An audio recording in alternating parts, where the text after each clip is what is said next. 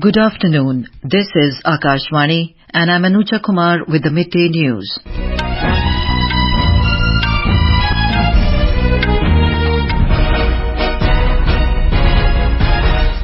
The headlines.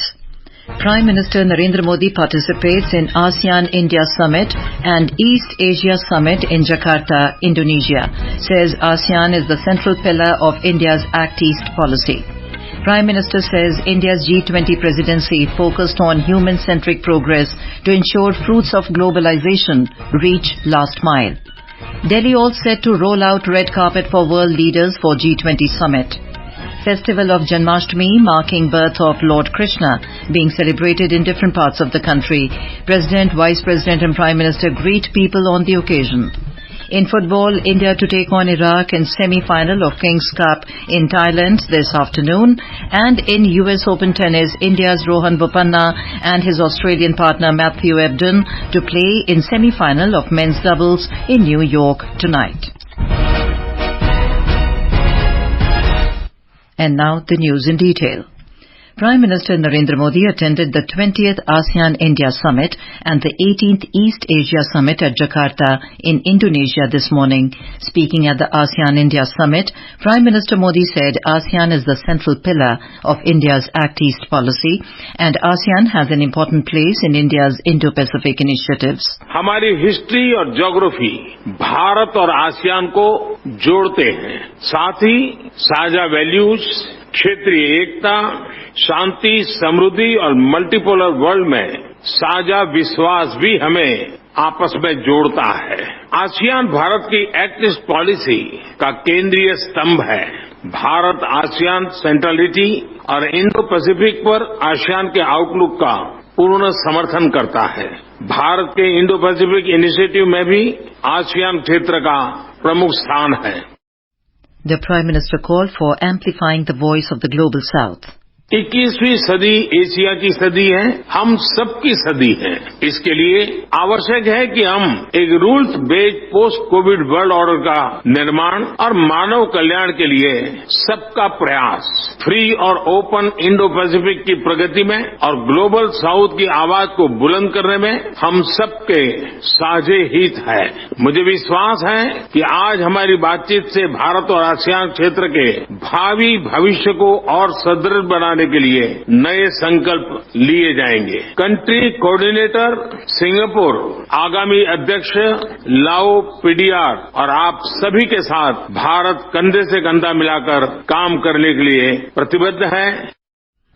Mr. Modi said there has been consistent progress in India-ASEAN mutual cooperation in spite of atmosphere of global uncertainty. पिछले वर्ष हमने Bharat ASEAN friendship year मनाया और आपसी संबंधों को एक कॉम्प्रिहेंसिव स्ट्रेटेजिक पार्टनरशिप का रूप दिया।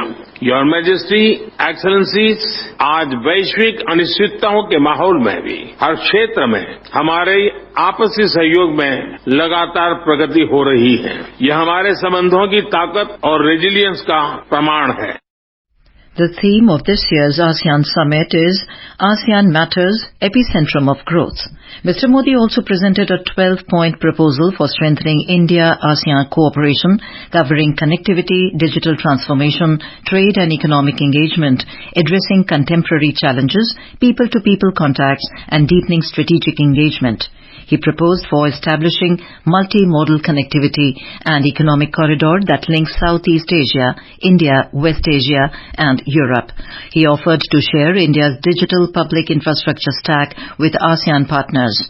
The Prime Minister called for a collective fight against terrorism, terror financing and cyber disinformation. At the ASEAN-India Summit in Jakarta, Mr. Modi announced to open Indian Embassy in Dili, Timor-Leste. In his address at the East Asia Summit, Mr. Modi highlighted convergence on vision for Indo-Pacific between India and ASEAN and stressed that ASEAN is the focal point of Quad's vision. He called for strengthening multilateralism and ensuring a free, open and rules-based Indo-Pacific. Prime Minister Modi reached Jakarta in the wee hours today to attend the two summits. He received a rousing reception from the Indian diaspora on his arrival in Indonesia. Mr. Modi has since left for New Delhi Delhi after concluding his brief visit to the island nation. As the G20 summit follows shortly after the ASEAN summits, it was a short visit of the Prime Minister.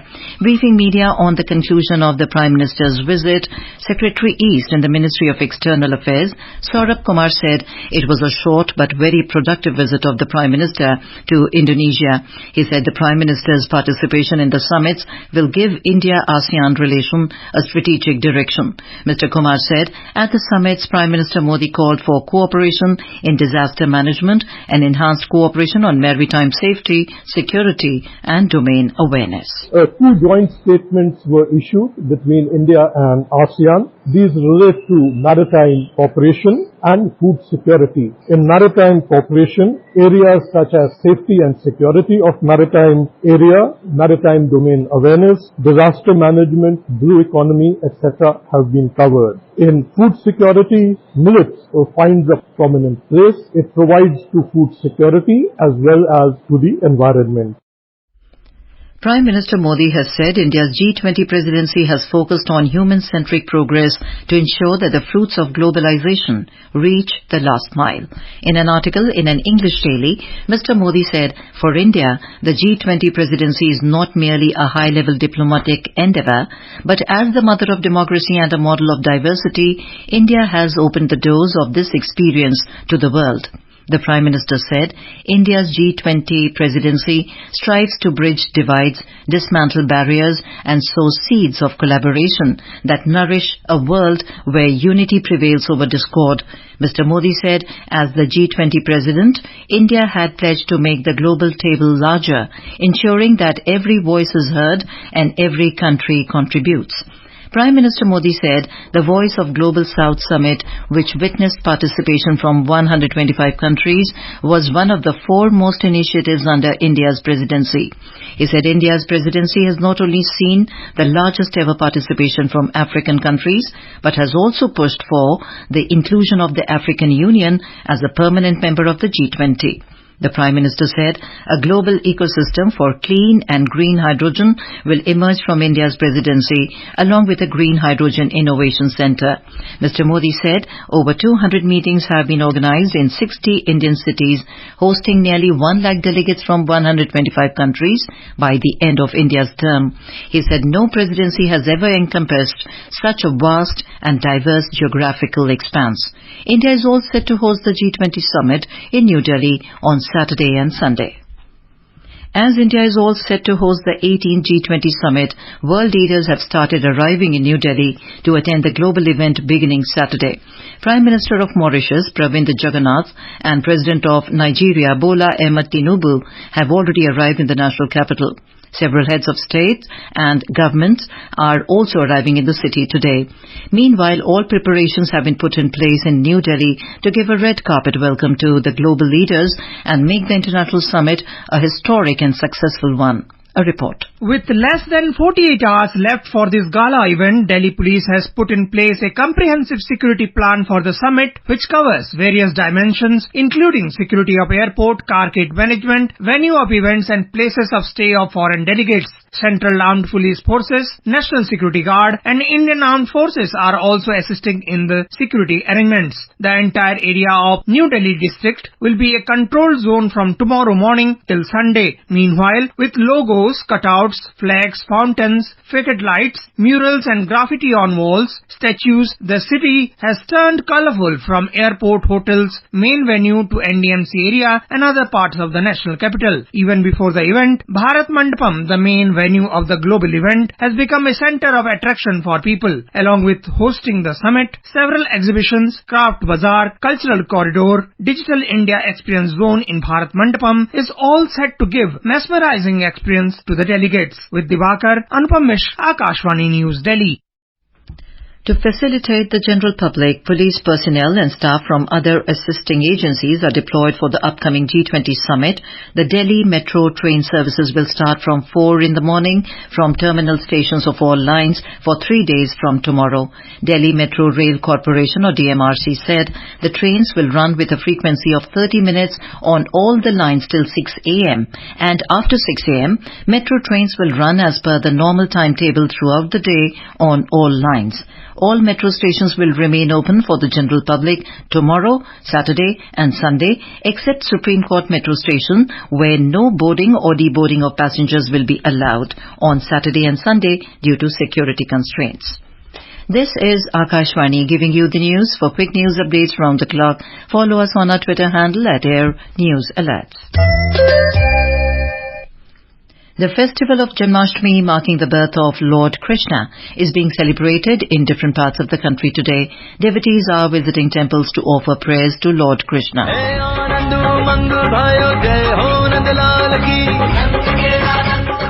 In Uttar Pradesh, several temples in Mathura and Vrindavan, including Banki Bihari Temple, Prem Mandir, ISKCON Temple and Sri Krishna Janmabhoomi Temple have been beautifully decorated on the occasion.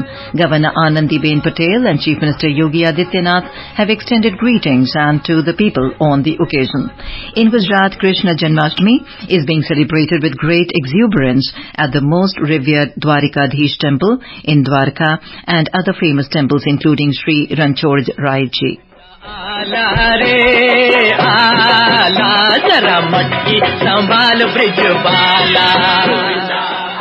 Lord Krishna is known for his love for butter and curd and fondly referred to as Makhan Chor. So Dahi Handi event held on Krishna Janmashtami in Maharashtra are the key highlights in Maharashtra. In the state today, several groups of Govinda are preparing human pyramids to reach the earthen pot filled with butter and curd and break it with the stick. Many women groups are also forming the human pyramids. President Draupadi Murmu, Vice President Jagdeep Dhankar and Prime Minister Narendra Modi have greeted people on Janmashtami. India will be participating in the 48th Toronto International Film Festival, which commences in Canada today. The festival will continue till the 17th of this month. The official Indian delegation to the Toronto International Film Festival will be led by Joint Secretary Films, Ministry of Information and Broadcasting, Prithul Kumar. Under its extensive participation plan, India will host several sessions to showcase the country's creative as well as technological strength and invite international stakeholders to co-produce films with India and films in Indian locations. This year, 6 Indian films have been shortlisted for screening in the official selection at the festival. The list includes Thank You for Coming, directed by Karan Bulani, Dear Jassi, directed by Tarsim Singh Dhandawar, and Kill, directed by Nikhil Nagesh Bhatt. The Centre has sought public comments on draft guidelines for prevention and regulation of dark patterns on online platforms. It strongly advised online platforms to not engage in unfair trade practices by incorporating dark patterns in their online interface to manipulate consumer choice and violate consumer rights. Consumer Affairs Ministry said the draft guidelines have been framed after detailed deliberations with all stakeholders. On to sports. In football, Indian men's team will take on Iraq in the semi-final of the Kings Cup 2023 at Chiang Mai in Thailand today. The match will start at 4 p.m. Indian Standard Time. Hosts Thailand will take on Lebanon in the other semi-final today. In US Open tennis, India's Rohan Bopanna and his Australian partner Matthew Ebden will face French pair of Nicolas Mahut and Pierre-Hugh Herbert in the semi-final of the men's doubles in New York tonight. The semi-final lineup has been drawn in the singles event after the conclusion of the quarter-final stage. The key domestic share indices today logged modest gains in the afternoon trade. The Sensex at the Bombay Stock Exchange was up 102 points to trade at 65,982.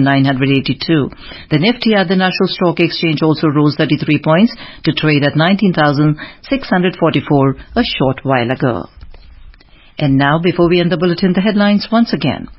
Prime Minister Narendra Modi participates in ASEAN-India Summit and East Asia Summit in Jakarta, Indonesia, says ASEAN is the central pillar of India's Act East policy. Prime Minister says India's G20 presidency focused on human-centric progress to ensure fruits of globalization reach last mile. Delhi all set to roll out red carpet for world leaders for G20 Summit. Festival of Janmashtami marking birth of Lord Krishna being celebrated in different parts of the country.